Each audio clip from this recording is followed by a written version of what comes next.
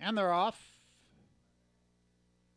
For the lead from the outside, Denali Holy Bull. Through from the inside, Stevie the Liar, Solomon's Gold. Then the question is, well bunched on the run down the back stretch. From the outside, the question is Denali Holy Bull.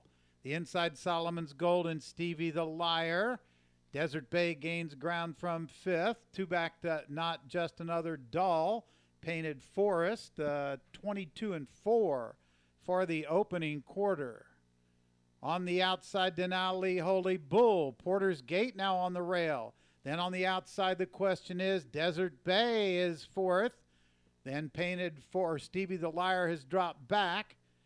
Moving up from the outside, Painted Forest. They're in the final furlong.